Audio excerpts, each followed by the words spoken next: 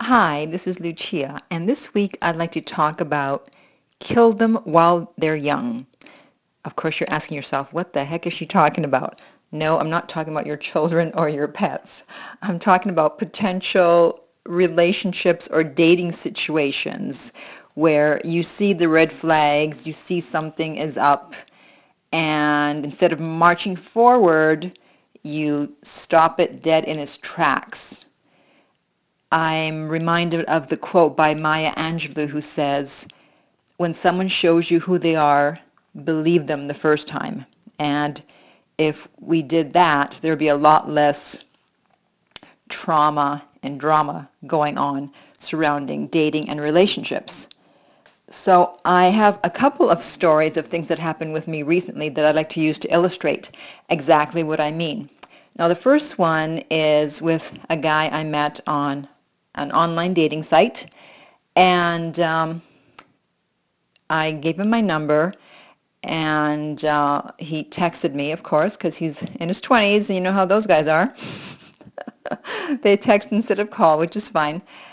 And and then he said in the text, do you want to get together this week?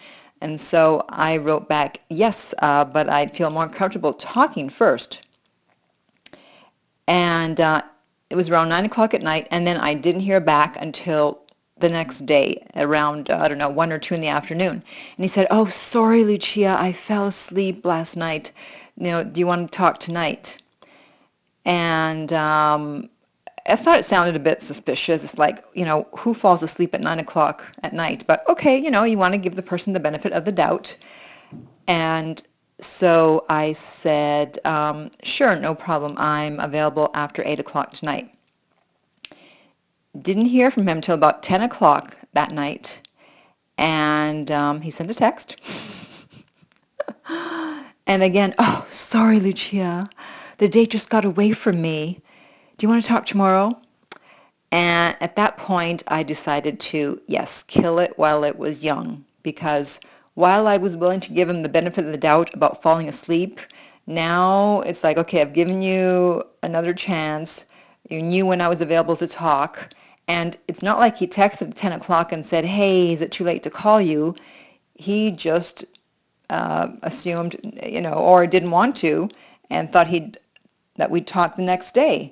And it's like, come on, now within 2 days, now you're already apologizing twice. You're supposed to be trying to impress me, and you keep doing things for which you feel the need to apologize, because obviously they're not things you should be doing. That's why you are apologizing. So why would I be interested in someone who is already behaving like this, like he's not that interested, when he's supposed to be on his best behavior now? I mean, what fun, flaky things do I have to look forward to in the future with this person if we did start going out and hanging out, if he's acting this way now?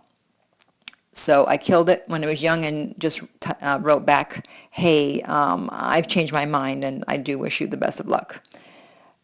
And the second situation was with someone that I met at the supermarket, which, you always hear that you can meet people at the supermarket. I had never actually met someone at the supermarket, and not only did I meet him at the supermarket in the bakery department, not the produce, as they always say, but he is on the level of like a Brad Pitt, and I am not kidding. He is hot, hot, hot. In fact, when he started talking to me, I was like, what? Not because I don't deem myself worthy of being approached by someone like that, but just because normally guys like that, it's like, they don't approach. It's more like, well, I'm so wonderful, I don't need to approach anyone. But he said he felt compelled to approach me. So, tall, dark, and handsome. He's an actor, not a famous actor. And then I found out he was on the list of like the top 10 hottest men in the world or something. So the kind of guy, I'm talking about here. Everyone would absolutely agree that he's very handsome. So he hands me his card while we're talking, and so I'm thinking, oh, no, no, no, no. You're not going to have me call you, or. So I got my card out. Luckily, I had it, and I handed it to him, and he saw what I do, so he knew I was a dating expert. So we were both buying cakes, and this was on a Sunday.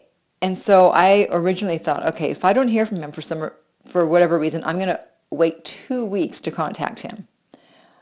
And I was telling someone that, and they're like, no, 2 weeks is way too long. But I'm so militant about things, you know.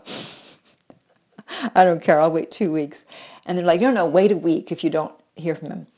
So I don't usually like to make the first contact, but I was very interested. And, I don't want to play games because I live my life according to the law of attraction, which says, you get what you attract what you are.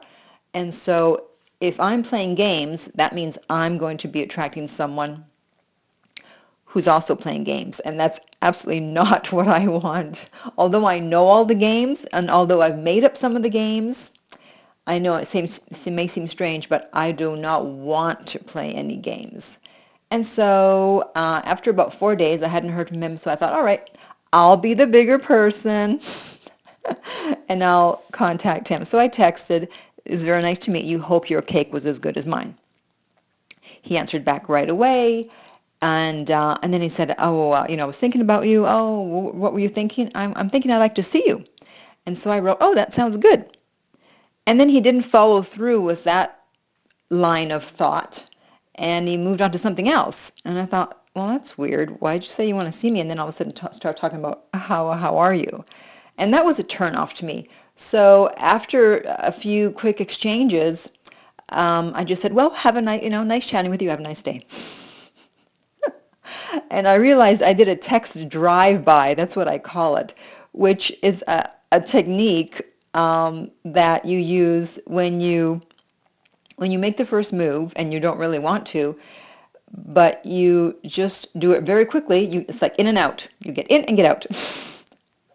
Because when you approach someone, they think, oh, she's going to want to have a long conversation. She's going to, la, la, la. And meanwhile, no, it's like hello and goodbye. And they're like, what?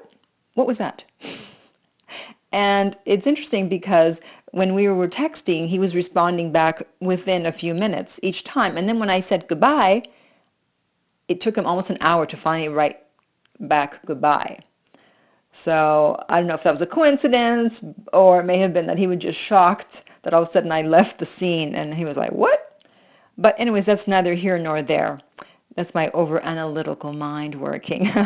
So this was a Thursday that I contacted him. I knew he was not going to contact me over the weekend, and indeed I was right. And then on Monday he texted me and said, hey, I'd like to see you again. I'm saying again, not him. And I said, great. And he said, are you available Thursday? I said, yes, Thursday I'm available late afternoon. Okay, make note of that, late afternoon, very important to this story.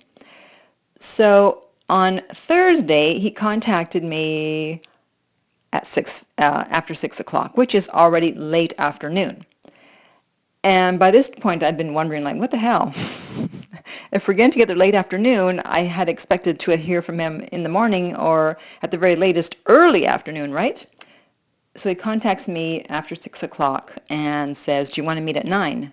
Which is obviously not late afternoon.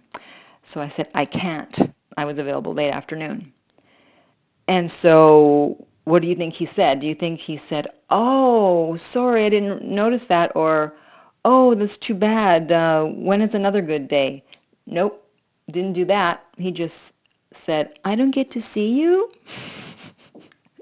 That's my interpretation. And so I wrote back, not tonight. And then he put a sad face, and I put a smiley face. And that was the last I heard of him. So again, I had to kill it while he was young, even though, yes, he is hot. But, if he was sincerely interested and if he wasn't playing games, then even if he hadn't realized that I was only available late afternoon that day, he would have tried to reschedule. But he was just concerned about himself, and he just said, oh, I don't get to see you. Well, no, not tonight. So those are two examples of cutting things off at the beginning when someone is showing you that they're playing games or that they're really not that interested. And a lot of times you hear people saying, oh, dating sucks, guys suck, women suck, relationships suck. And I say, no, you suck. You suck at either seeing the red flags or at heeding the red flags. It's like, what do they have to do? chase you and hit you over the head before you're willing to see that they're red flags. And the reason it's so important is because if you keep getting into situations that don't turn out, you're going to end up jaded, and you're going to cause yourself trauma, and you're going to have baggage. You're just not going to be a lot of fun to date. So this is why you want to avoid these situations. As soon as you see where it's headed, you just got to cut them off, and you'll be a lot happier because you won't be, I just heard a story of someone that's been dating someone, and I use the word dating lightly, for 8 years, and he's done like everything. He's cheated on her. He broke up with her on New Year's one time. Just on and on it goes, and she's still hanging in there 8 years later. So, to avoid being in that situation, I say kill them while they're young.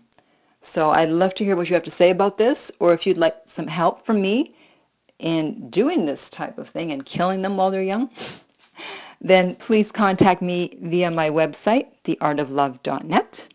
And until next time, remember that love inspires, empowers, uplifts, and enlightens.